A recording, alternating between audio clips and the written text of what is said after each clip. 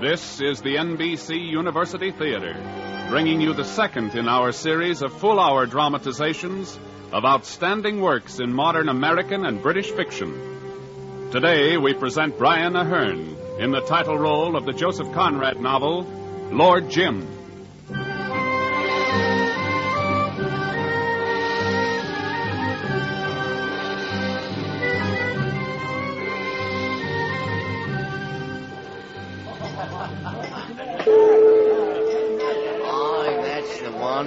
Powerfully built chap with a dogged self-drive to him. The same one, certainly. I've run into him in several of these eastern ports. Bombay, Calcutta, Rangoon, always worked as a water clerk. Deucedly clever at it, too. But I hear he's full of black ingratitude. A ship chandler never knew when he'd throw up his job and leave suddenly without so much as a thank you. Mysterious of a sort. Confounded fool, I'd say. He could have made a pretty penny if he'd stayed in one place. Jim, his name was, I think. That's it, Jim. What was the last name? Come to think of it, I don't remember his ever having one. I say, that is a bit mysterious now.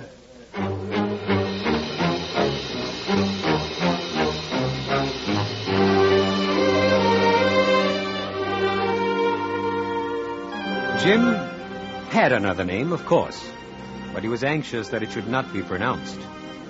His incognito was not meant to hide a personality, but a fact.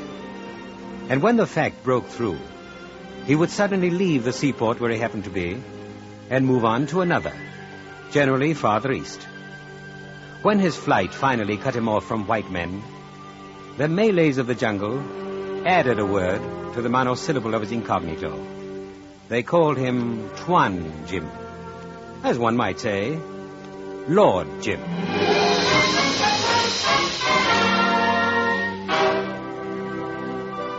But that part comes near the end of my story.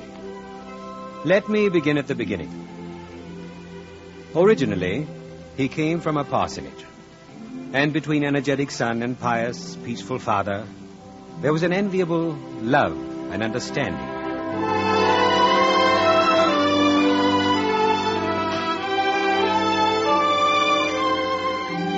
Well, son, I thought we might talk about your future this afternoon. You'll soon be finished at the school here. Yes, sir. A little milk in your tea? Oh, thank you. As you know, the parsonage here has been handed down from father to son for generations.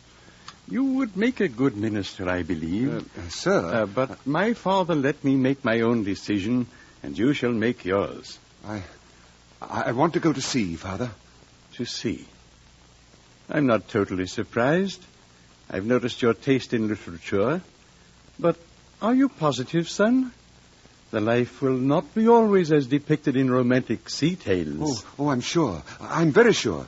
It's the only life I want. Well, if you can match your enthusiasm with tenacity, I've no doubt you'll make it a good life. I'll make arrangements for you to be sent to a training ship for officers of the mercantile marine. Oh, thank you, Father. Thank you. You'll be proud of me, sir.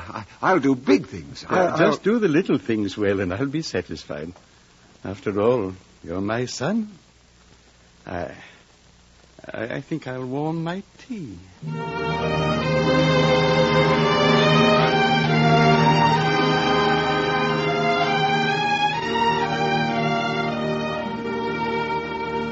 He got on well and was generally liked.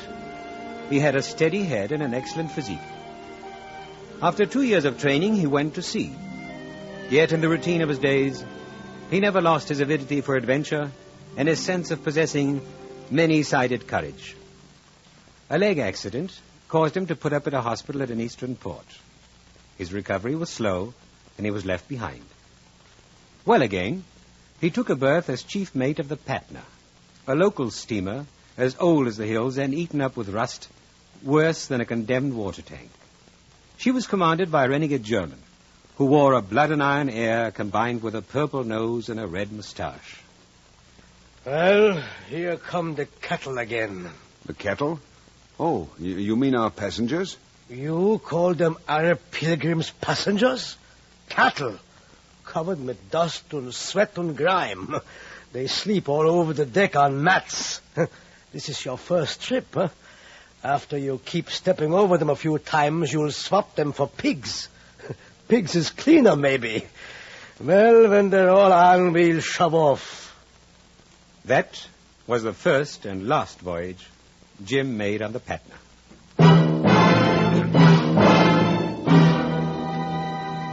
I met him at the police court of an eastern port where the inquiry was being held. Yes, you see, another ship had picked up the captain, mate, and 2 engineers of the Patna in their lifeboat. But when they reached port, the captain deserted, and the 2 engineers were too ill to testify. So Jim was the whole show. The judges could get nothing from him, though. I know as much of what happened as any man alive will ever know, I suspect. It was after I had pressed Jim with the dinner invitation and then served him some warming wine that he opened up to me. It's all in being ready. I wasn't. Not that night. Oh, I don't want to excuse myself. But I would like to explain. I would like somebody to understand. Somebody, one person at least. You. Why not you?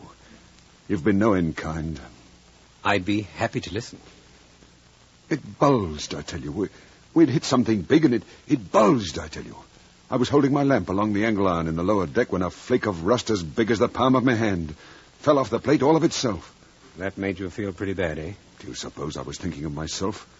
With 160 people at my back, all fast asleep on the fore-tween deck, and more aft, sleeping and knowing nothing about it. 3 times as many as there were boats for, even if there'd been time. And you felt there was no time? I expected to see the iron open out as I stood there and the ocean rush in. In a split second, I lived what could happen. A sea whitened by the struggles of human beings, clamorous with the distress of cries for help. And there was no help. Oh, it seemed to take all the life out of my limbs. Do you think I was afraid of death? No, by heaven, no. But a voice, my own voice, kept speaking aloud inside my head. 800 people and 7 boats. 800 people and 7 boats. And no time. Oh, I don't know how long I stood there. Perhaps a minute. It was timeless. Well, when I finally got to the bridge, these beggars, the captain and the 2 engineers, were getting one of the boats off the chocks. It's you. Lend a hand, quick. Quick, man. Aren't you going to do something? Yeah, clear out. What? Clear out, you fool. This crate won't last another minute. But these people... I suppose you can save them, you crazy fool. Lend a hand here. No. You mustn't leave them. You'd rather die with them? Die, then. Hand me that hammer. We've got to work fast here. Sure. Oh, the sliding boat of the boat chock is jammed tight. Well, take the hammer to it here. Oh. I stood on the starboard side away from them. I wanted no part in their work. I can't remember thinking of anything, only waiting for the ship to suddenly dip into the sea. Come and help. For all that's holy, come and help. I can't. Oh, if I had the time, I'd crack your skull for you. Won't you save your own life, you infernal coward? Let it sink, curse you. Come and help, man. Are you mad to throw away your only chance? Come and help, man. Look, the squall's coming. We're done for in a few moments if we don't loose this thing. It was black. Black. It had sneaked upon us from behind. I suppose there had been some hope at the back of my head yet. I don't know. But it was all over now. I was angry as though I'd been trapped. I was trapped. Hammer, mein Gott, the hammer. You silly fool. Do you think you get the ghost of a show when all that lot of brutes is in the water? Why, they'll batter your head for you from these boats. The squall engulfed us now. The rain was blinding when one couldn't tell where it ended and when the ocean began. And just then, the jammed locks of the lifeboat gave way. That does it. Easy now. Lower her slow. Careful there. Swing it out now. She's going. Let her go. Easy.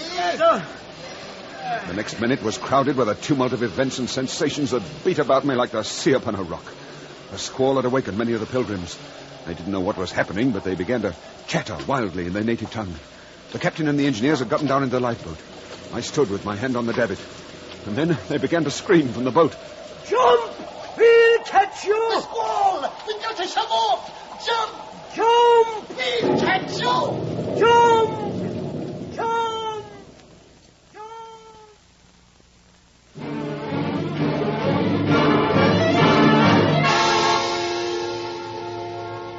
Next thing I remember, I was in the boat. I had jumped, it seems. So it would seem. I knew nothing about it till I looked up. And then I wished I could die. There was no going back. It was as if I'd jumped into a well, into an everlasting deep hole. Oh, yes. I know it very well. Certainly I jumped. I told you I jumped. But they were too much for any man. It was their doing, as plainly as if they'd reached up with a boat hook and pulled me over. Can't you see it? You must see it. Come, speak straight out. You've been tried. I don't know what I would have done. Nor does any man. And when the Avondale picked you up, you told them... What I believed. As the first boat was lowered, the ship went into a squall. Sank like lead. Oh, the story didn't matter. I jumped. That's what I have to live down. It was like cheating the dead. And there were no dead. No. The Patna was found the next day. Adrift. Was towed to Aden.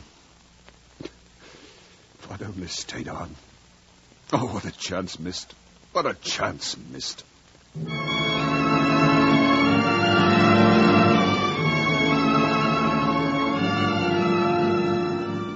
Not many men are offered a try at real heroism. Fewer still have dreamed and waited for it, as had Jim. Perhaps the world could have forgiven him his human failure, but he could never forgive himself. The outcome of the inquiry was as all had expected. Jim's certificate was cancelled. I did not seek him out after the trial, but I was extremely pleased when he casually walked into my room the next afternoon. May I have a cigarette? Help yourself. Here's a light. Thanks. Well, that's over. Yes. I wonder what's to come. Why not visit home? Never. You're awfully fond of your dad. I can tell. That's no secret. And he'd be... That'd be in all the papers by now. No, I'll never go back again. But look I'd here. rather not discuss it. Sorry. No better than a vagabond now. Without a single... Well, someday one's bound to come upon some sort of chance to get it all back again. Must. Perhaps. Life's long enough. Don't reckon too much on it. I feel as if nothing could ever touch me again. You still won't take the money that's due you from the Patna? I suppose you intend to eat and drink and sleep under shelter in the usual way. What will you do tomorrow? Where will you turn? That isn't the thing. You've got to live. On every conceivable ground, you must let me help you. You can't. But I can. No, I won't take money. Upon my word, you deserve being told to go to blazes. It isn't a question of money at all. Look at this letter. I'm writing to a man of whom I've never asked a favor. I make myself unreservedly responsible for you. He'll give you a job with his firm. A rice mill. Joe, you're a brick. Why, this is what you... Well, you don't mind my not saying anything appropriate. There isn't anything one can say. Oh, no. All right, I'll shut up. But you can't stop me from thinking, though. Never mind. I'll show you yet. I always thought that if a fella could start with a clean slate, and now you, in a measure... Yes, a clean slate. I'll show you.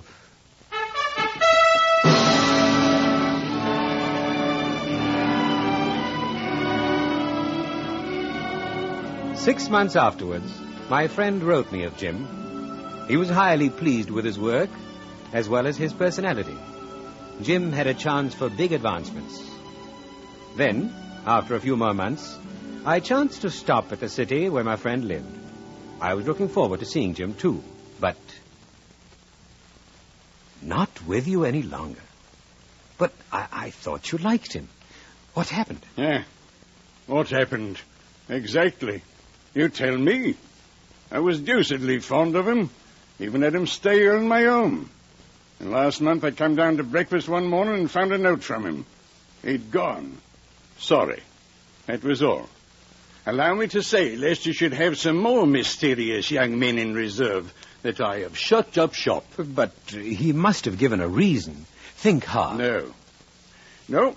Well, there was, but that couldn't have been a reason for... What? What did you just think of? Oh, a trifle.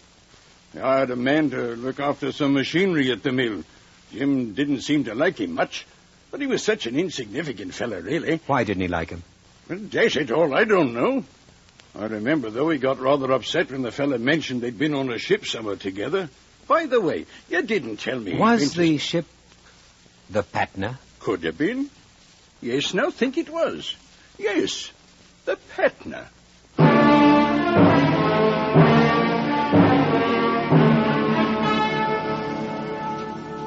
One chance in 100. But it's always that 100th chance. And Jim had been forced to move on. Had forced himself. And thrown over a fortune. The next I heard from him, he was a water clerk for Ekstrom and Blake, ship chandlers in a still more eastern port. When my ship put in there, I went to the offices. Ekstrom told me the story this time. Oh, him? Oh, he left us, Captain. When did he leave? Well, let's see. The very day a steamer with returning pilgrims from the Red Sea put in here with 2 blades of a propeller gone. 3 weeks ago now. Wasn't there something said about the Patna case? Why, yes. Come to think of it, Captain, how did you know? The 2 ships were compared. Then they started on about the Patna like most people do. The interesting case, you know. Jim was here at the time having a sandwich and a glass of beer, and suddenly, sir, that blasted Jim, he puts down the sandwich he had in his hand and walks around the table and says to me just like this. I'm shoving off. Oh, no need to hurry out for the next job, Jimmy. It isn't 1:30 yet. You might snatch a smoke first. I'm off for good. Leaving you. Huh? What? That's it. A rise in the wage. Oh, that's the trouble, is it? Oh, well, all right. There's no need of all that fuss with me, Jimmy. Just mention your figure, anything in reason. You're good at your job and worth the price. No, I can't stop with you. Huh? What's the bloomin' joke, lad? No joke. I've got to go. What is it you're running away from? Who's been getting at you? Where did you expect to find a better berth? No place. Oh, look here, this business ain't going to sink. I give you my word. If you knew my reasons, you wouldn't care to keep me. That's the biggest lie you ever told in your life. I know my own mind. Can't you really stop long enough to drink this glass of beer, you funny beggar, you? Goodbye. You're not half a bad chap, Ekstrom. Well, if you're in such a hurry, here's luck to you in your own drink. Only mark my words, if you keep up this game, you'll sure find that the earth ain't big enough to hold you. Goodbye. He gave me one black look. Out he rushed with a face fit to scare little children. Haven't been able to get a man that was any good since. And where might you have come across him, Captain, if it's fair to ask? He was the mate of the Patna that voyage. And who the devil cares about that? I dare say no one. Save himself.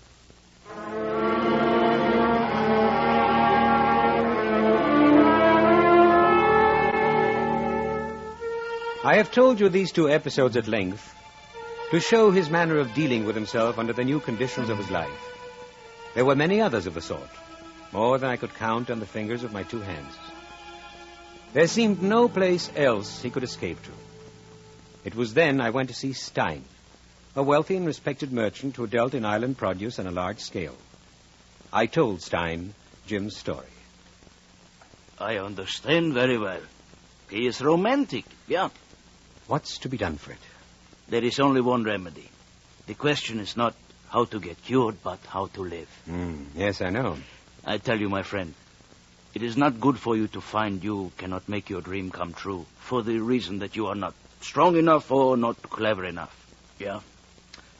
There is one way. Follow the dream. Follow the dream. Well, it's too late for that now. Then perhaps another way. He could be buried. Buried? Away from those who remind him of his lost dream. But he's traveled 3,000 miles, and it follows him. He has never been to Patusan. Patusan? A remote district of a native-ruled state. Oh. No one ever goes there. No one would ever wish to. I have a small trading post there. You think Jim could manage it? He could do no worse than the man I have there now. White or native? A Moluccan Portuguese named Cornelius. Worthless, conniving fellow. His wife was a fine woman, though. She had a daughter by her first marriage who stays on with Cornelius. If Jim takes the post, will you bring this Cornelius back? I doubt he would leave. It does not matter to me. But we should warn you, Jim. Cornelius may well make trouble for him.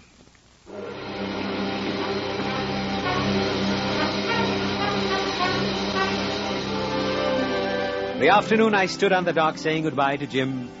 He was as excited and voluble as a youngster on the eve of a long holiday. This is what I've been waiting for. I've been dreaming of it. By Jove, I'll show you yet. I'm ready for any confounded thing. This is luck at last. You wait. I hope you'll go in the proper frame of mind, Jim. I'm in a perfect frame of mind. You may not want to remain. Remain? Of course I shall. Only get me in and I'll never leave. Don't be foolhardy. If you only live long enough, you'll want to come back. Come back to what? All right. Forget I mentioned it. But at least be prepared for what you'll meet when you get there. Stein warned you of the warring and pillaging that goes on between the native factions of Patusan, didn't he? Yes, sure. That decadent Raja and the bandit Sheriff Ali. All of that. All of that can become a bit annoying when you're there without help. Oh, but I'll have help, you know. That old chap called Doramin, one of the principal men out there, is a great friend of Mr. Stein's. He'll be my friend, too. Oh, I say, don't look at me that way. I promise to take care of myself. Yes. That's better. I won't take any risks. Of course I won't. I mean to hang out, so don't you worry. By Joe, I feel as if nothing could touch me. Why, this is luck from the word go. I wouldn't spoil such a magnificent chance. It's a magnificent chance.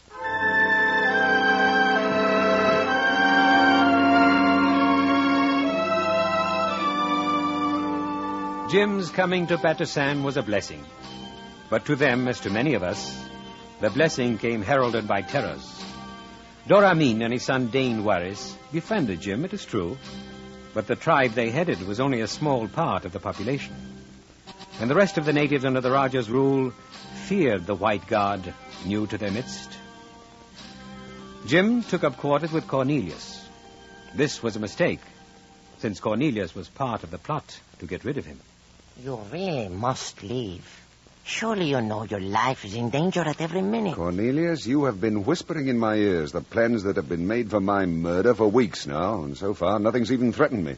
So far. A man can become even contemptuous of his own suicide when it becomes such a familiar threat. They will do it, I tell you. Let them try. Once. It will be too late then. On their first attempt, they will succeed. I know these people. I'm getting to know them too, however. I think they fear me, Cornelius. Just that. You have no time to lose. For your safety, only with the thought of your safety, I have gone to great pains to devise a plan. A plan? For your escape. A great deal of trouble on my part, and for only $100. Even 80? Yes, let's say 80. I can procure a trustworthy man who will smuggle you out of the land. No one will ever know what happened to you. Probably even I won't know. Oh, you must trust me. I am your only friend. You must trust me for only $80. A small sum for your life. Oh, you must not laugh. You must trust me. Think of the danger I am risking by staying behind. They will surely know it was I who helped you escape. But I don't think of myself, no. Only of you. You must leave if you care a pin for your life. That's just it, Cornelius. If it means running away, I don't care a pin. No? You refuse? You insist on staying? I am staying. Then your blood be on your own head. I shan't try to befriend you any longer. It's quite all right with me. I'm going to live in Patusan. You shall die here.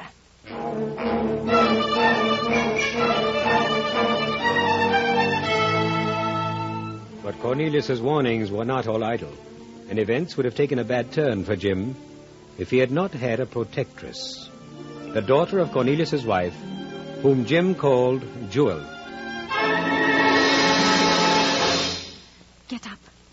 Get up. Get up. Huh? Hey? Oh, what? You must wake up. Why? What's happened? You all right? Yes, but you are in great danger. They have come to kill you. Oh, I've heard this too often. No, it's true. Here's your gun. Take it. I have loaded it. Oh, but... There is no time to lose. Can you face 4 men with your gun? Yes. Then come with me. I'll hold the torch high so you can see your way along the path. Now, come. But you must tell me what this is all about. 4 men are hiding in that hut over there, to the right. They intend murdering you while you slept. I heard Cornelius talking with them. Oh, they've plotted many times, Jewel. But I know when they mean to carry it through. You think I have watched on this night only? You? Please do not stop. Walk quickly. There's someone coming. It's Cornelius. Hey, Cornelius!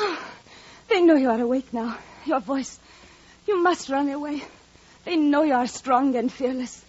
Run to Doramin. Go to Doramin. I am strong and fearless. Why? Yes. So they won't attack you tonight. But what about tomorrow night? And the next? Of the many, many nights? Can I always be watching? If I am fearless, then let me be. They're in that shed? Yes. I'm going in. No, then I'll come with you. No, you stay here. No. I will hold the torch in through the window. You could see nothing without it. And we'll run now. Now, push open the door.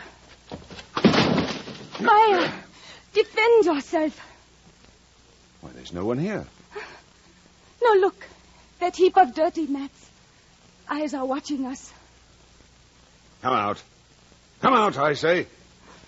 He has a knife. Why don't you shoot? Jim held his shot deliberately. Held it for the 10th part of a second, for 3 strides of the man. Held it for the pleasure of saying to himself, "That's a dead man." He noticed the dilated nostrils, the wide eyes, the intent, eager stillness of the face. And then he fired. He saw the man jerk his head up, fling his arms forward, and drop the knife. He had shot him through the mouth. With the impetus of his rush, the man drove straight on and landed with terrific violence on his forehead, just short of Jim's bare toes. The place was getting very full of sooty smoke from the torch. Jim walked over the body and covered with his revolver another naked figure, outlined vaguely at the other end. As he was about to pull the trigger, the man threw away his short, heavy spear and squatted submissively. You want your life? How many more of you are there? 2 more, Tuan. Accordingly, 2 more crawled from under the mats, holding out their empty hands to Lord Jim.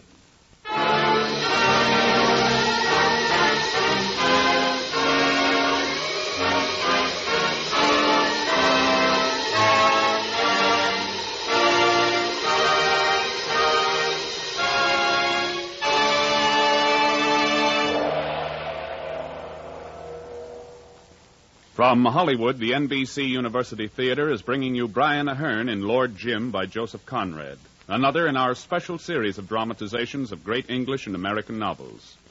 Our intermission commentator today is Dr. Harvey C. Webster of the University of Louisville, where these productions are currently being used in conjunction with his course in Anglo-American fiction as part of a national college by radio plan, which permits our listeners to earn credit toward a college degree by means of radio. Now, here to comment on today's novel, Lord Jim, is the distinguished author and lecturer, Dr. Harvey C. Webster, speaking to you from Louisville. And say they're usually pessimistic thoughts, many read Conrad as philosopher and accept or reject him as they accept or reject what they think Conrad thinks. This is unfortunate. An artist, especially a great one like Conrad, is more than his philosophy, more than his experience, above, in spite of himself, his prejudices. Typhoon, one of Conrad's best tales, is not only about its title, it is also about man's courage, nature's apparent hostility, and much else. Victory, The only Conrad novel I like better than Lord Jim is not a pessimistic sermon or a melodrama or an exhibition of the beautiful English a man born in Poland can write. Victory is a seeing of life that sometimes includes pessimism and melodrama, that is written in beautiful prose, and a great deal more. What you take away from the seeing of life in Victory, in Lord Jim, in all of Conrad's fiction, depends on you, your maturity, your patience, your sensitivity. Conrad himself has put this better than I have. My task, he says, is to make you hear, to make you feel. It is before all to make you see. If I succeed, you shall find there, according to your deserts, encouragement, consolation, fear, charm, all you demand, and perhaps also that glimpse of truth for which you have forgotten to ask. At his best, in youth, Victory, Lord Jim, Under Western Eyes, Nostromo, The Heart of Darkness, in perhaps 5 or 6 others, Conrad does make you hear, feel, and see, so that you can find in his books what you deserve to find. I hope that you deserve greatly, for there is much to find in the Conrad novels I hope you'll start reading or rereading when this program is over. Thank you, Dr. Webster. Our dramatization of Lord Jim continues from Hollywood after a brief pause for station identification.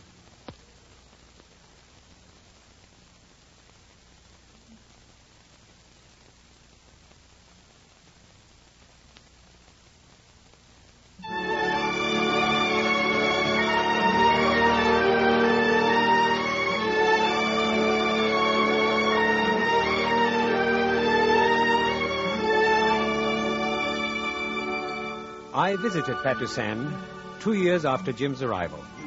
It was inconceivable how many things he had regulated over the entire island, the good he had done the people.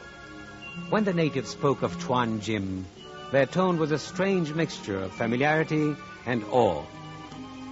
Jim had a very fine house in the native style. His life there with Jewel was as typical and devoted as the happiest couple in a London suburb.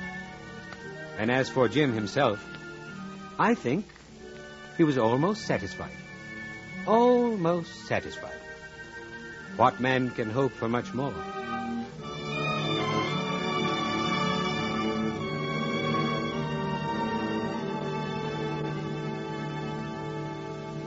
Peaceful here, huh? Look at those houses down in the valley below. There's not one where I'm not trusted. I told you I'd hang on. Ask any man, woman, or child. I don't have to. I see it in their faces. Well, I'm all right, anyhow. I never had any doubt of it, Jim. I'm glad you found out in the end. By Jove. Only think what it is to me. I've got back my confidence in myself. A good name. You know, sometimes I wish... That you could go back and prove it to the others? No, I shall hold on to what I've got. I can't expect anything more. Not out there in the world, anyhow. No, this is my limit, because nothing less will do. Then you have no desire to leave for any personal happiness? Leave? It'd be harder than dying. No, on my word, don't laugh. Every day, every time I open my eyes, I feel that I'm trusted. And then there's Jewel. I love her dearly, more than I could tell. And she adores you? Yes.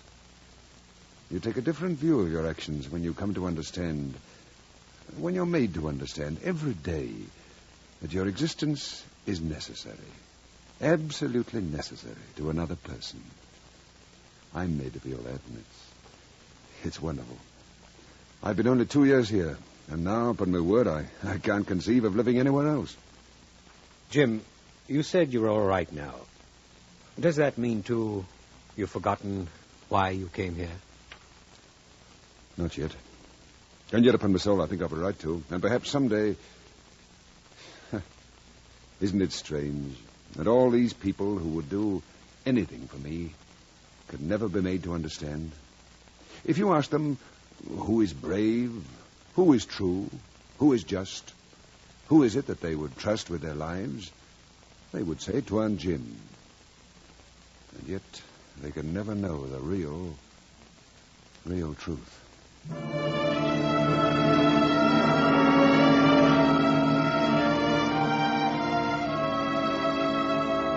There was one person in Patusan who felt the shadow of the truth, however, without knowing. And for her, it became a haunting fear. I sensed that Jewel had been waiting for an opportunity to speak with me alone. It came one evening when Jim, followed by his faithful servant Tammy Tam, had started on his rounds.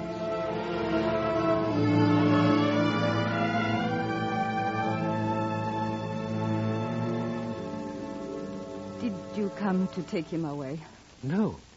Upon my word, I did not come for that. Why did you come, then? I had business here with Jim. And more than that, we're great friends, you know. Believe me, my dear, if I've any wish in the matter, it is for him to stay, not leave. They always leave us. You're wrong. Nothing can separate him from you. That is what he said. He swore it to me. Did you ask him? Oh, no, never.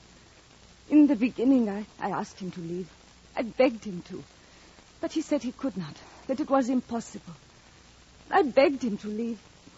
I was thinking of his safety, but I was trying to save myself, too.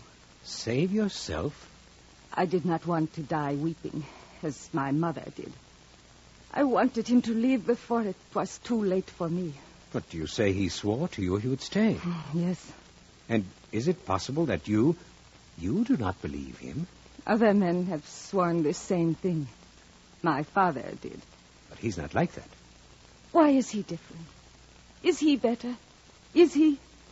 On my word of honor, I believe he is. Tell me, is he more true? More true than any other man. Fear shall never drive him away from you. What is it, then? What is it? There is something he can never forget. I know. Yet I don't know. He says he has been afraid. How can I believe this? You all remember something. You all go back to it. You tell me, what is this thing? Has it got a face and a voice? Will he see it? Will he hear it in his sleep, perhaps, when he cannot see me? And then will he arise and go? I shall never forgive him. My mother forgave, but I never. I can understand your fear, but it is unfounded. There's nothing in that outside unknown world, nothing living or dead, no voice, no power that can tear Jim from your side. No one wants him. No one? No one. Why? Why? Tell me why. You really want to know? Oh, yes, yes. Because he's not good enough. But that is the very thing he said. You lie. Both of you.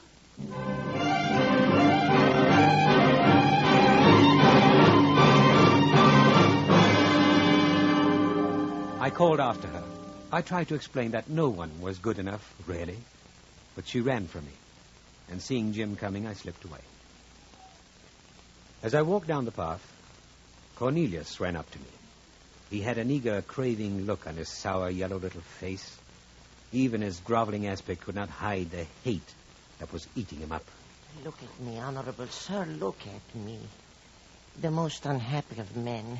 A victim, crushed. And I tried to befriend him and see what I got. You befriend Jim? What are you talking about? Don't walk away. Forgive me, Honorable Sir. Spare me a moment more. My great misfortunes have affected my head, Honorable Sir. I say things I don't mean.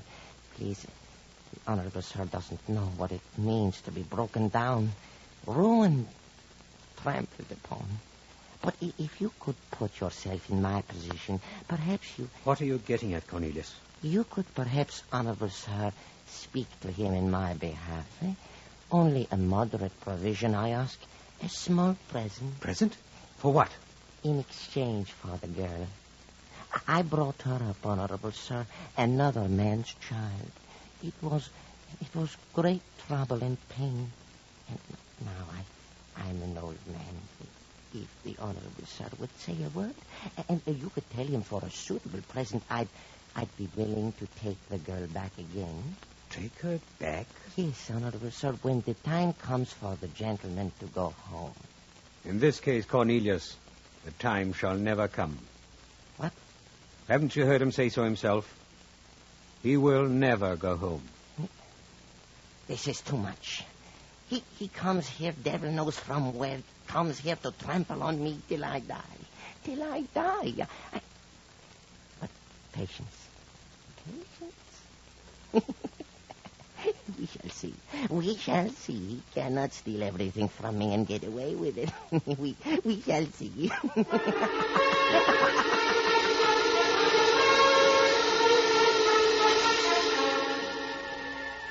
It all began about a year later with a man named Brown. Gentleman Brown, he was ironically called, who with a small but cold-blooded band pillaged the helpless native villages of the eastern seas. But he was down on his luck now, and it was for food mostly that Gentleman Brown picked on Patusan. Patusan. Probably a largest native village, sure to be defenseless, boys. And with lots of provisions to lay our hands on. Bullocks, rice, sweet potatoes. Maybe even enough to stock a cargo and make a little change to boot. We'll roast their toes rather than be balked.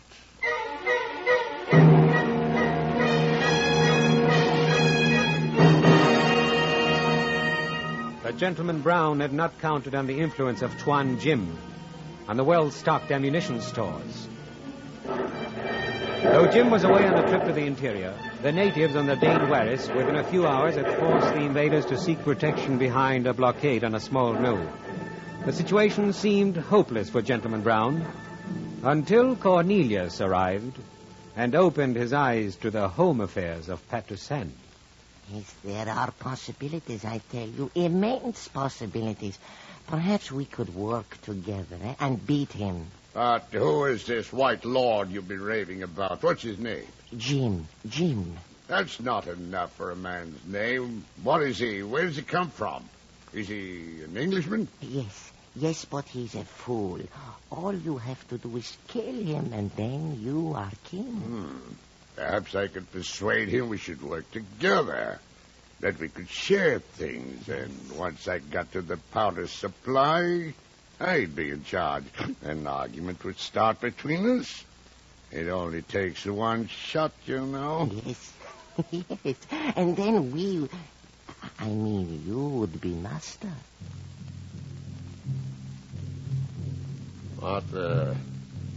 What's that? He has come.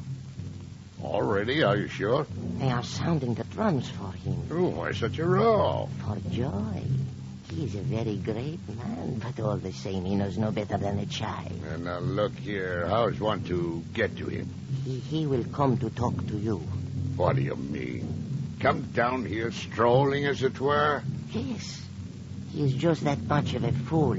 You shall see what a fool he is. You shall see. He is not afraid of anything. He will order you to leave his people alone. He's just like a little child. He will order you to leave his people alone, and then, Captain, you tell that tall man with a gun who's such a good shot to shoot him. Just you kill him, and you shall frighten everybody so much. You can do anything you like with them afterwards. Fine. Yes, fine.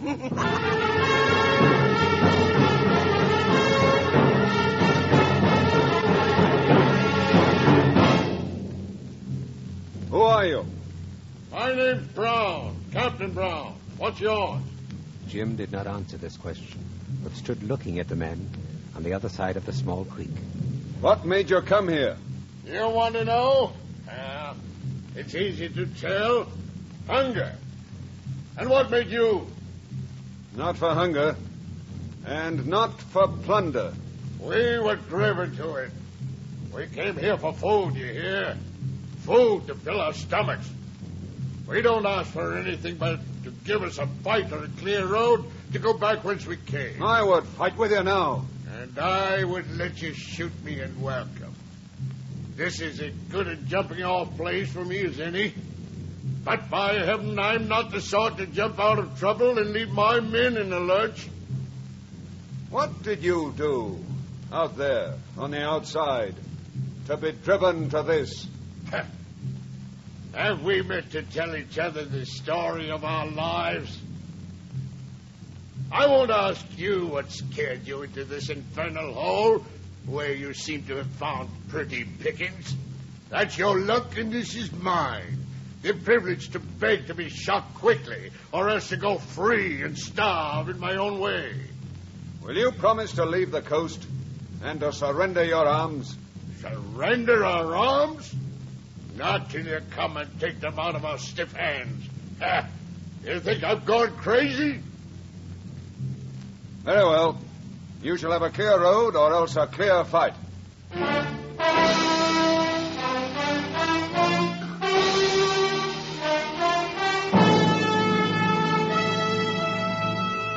Henceforth, events moved fast.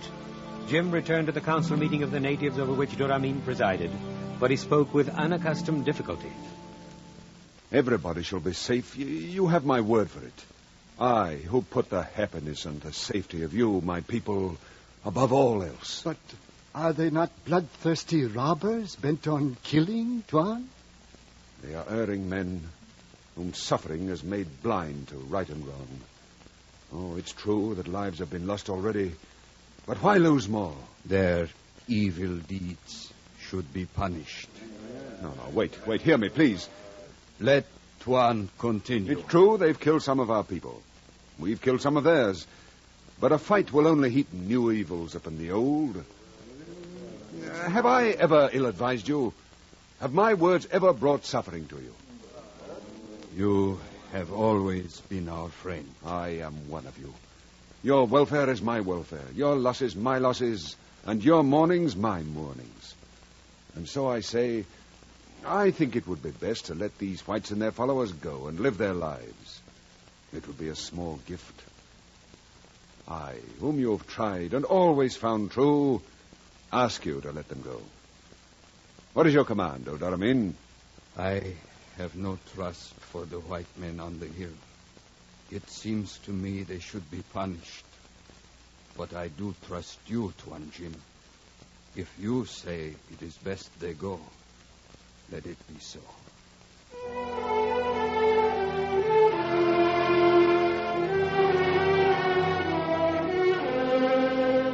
The message was sent to Gentleman Brown, and Tammy Tam, Jim's servant, was dispatched with a message to Dane Warris, who waited with an encampment farther down the river, that the white men should be allowed to pass unmolested.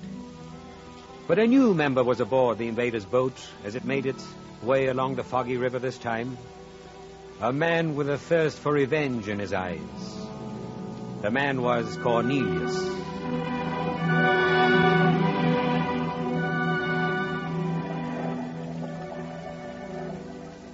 You should have killed the Tuan when you had a chance. That would have done no good. Well, at least we're getting out alive. And he sent a bit of food to boot. A bit of food, bah. When you could have had gold and precious stuff. The place is full of it. Huh? Yes, he stole it. Why could you not have taken it from him? You have as much right. Gold? He tricked me. Oh, now you see it. What a fool you were. It's too late now. For the gold, perhaps. Not for revenge. Huh? Dane Boris is encamped farther down the river with a band of warriors. So? And I'll tell you something else, Captain. I know another way along this river. One that will take us behind, not in front of Dane Boris' camp. Oh? If you were quiet, they would never hear us approach. They'd be looking for us the other way. And this fog makes an extra covering. Can you find your way in this soup? I have lived here a long time. I'll follow your directions.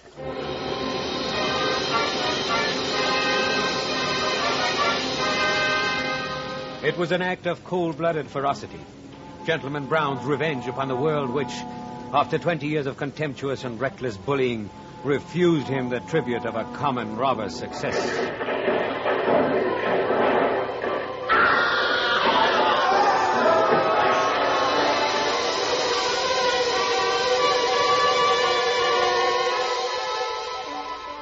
When Tammy Tam, paddling madly, got back to the town, the women were looking out for the return of Dane Warris's fleet of little boats.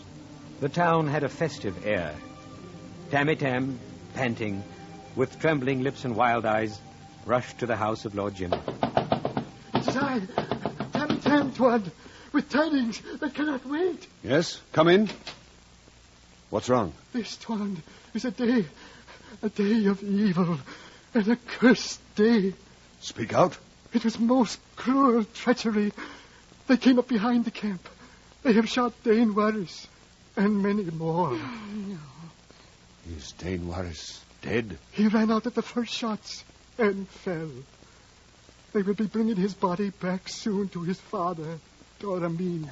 Order a fleet of boats out for immediate pursuit. We'll repay them for this. Why do you stand there? Waste no time. Forgive me, Tuan. What? It is not safe any longer for thy servant to go out amongst the people. Jim understood at once. He had retreated from one world for a small matter of an impulsive jump. And now the other world, the work of his own hands, had fallen in ruins upon his head. He sat alone in his room all day. He would not even speak with Jewel. Later, toward evening, he called Tammy Tam.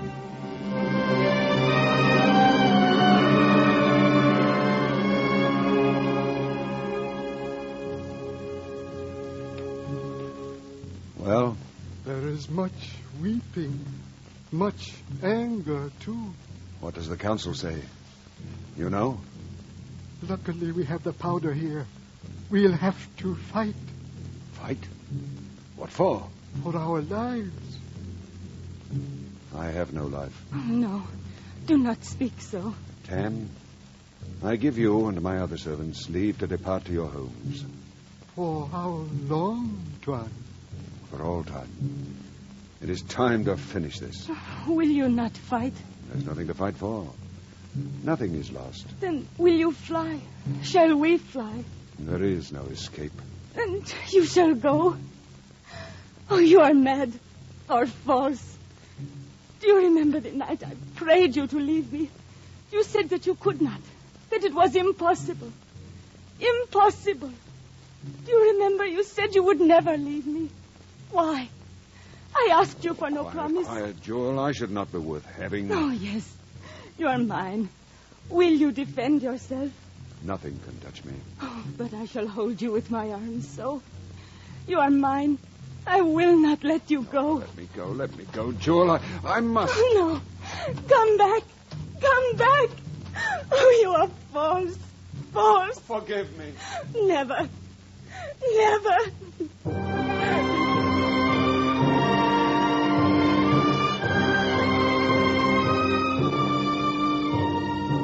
Jim got into his boat without looking back once on the girl crumpled upon the ground. He paddled to Doramin's compound. Tammy Tam had come this far with Jim, but the Tuan forbade him to go any farther. Torches twinkled here and there. Wailing filled the night air. The body of Dane Warris lay on a low couch in front of his father. Doramin, alone and desolate, sat in his armchair with a pair of flintlock pistols on his knees, faced by the throng of mourners.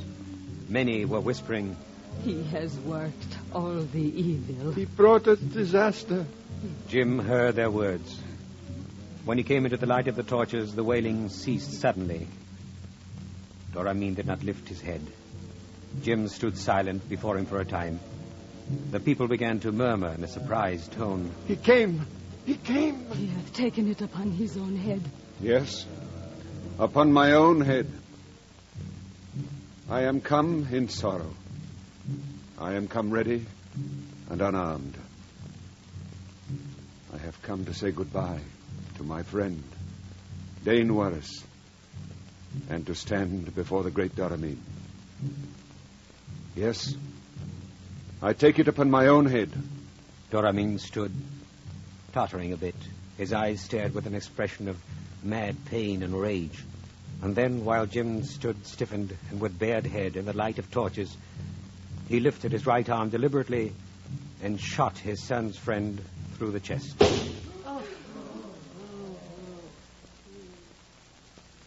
They say that the white man sent right and left at all those faces a proud and unflinching glance.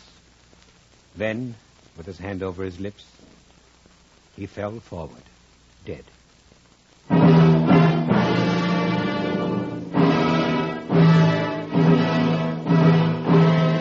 And that's the end. He passes away under a cloud, instant, forgotten, unforgiven, and excessively romantic. Not in could he have seen the alluring shape of such an extraordinary success. For it may very well be that in the short moment of his last proud and unflinching glance, he had beheld the face of that opportunity which, like an Eastern bride, had come veiled to his side.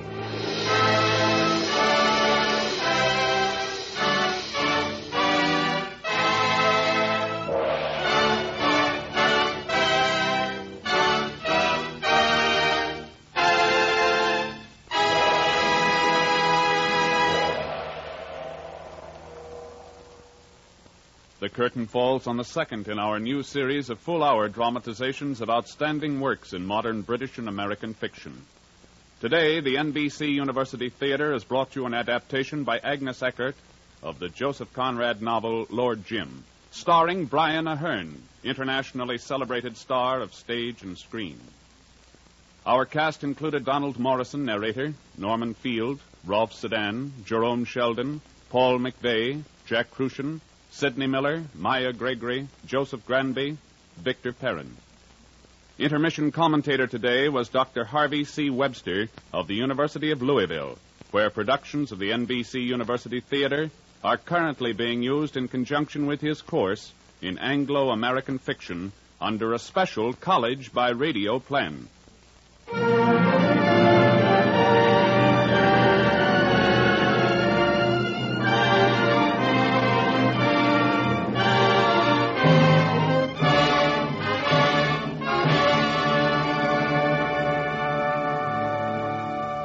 Next week at this time, the NBC University Theater will present another great work, this time by an American author, Theodore Dreiser's An American Tragedy. Your director was Andrew C. Love. Original music for Lord Jim was composed by Albert Harris and conducted by Henry Russell.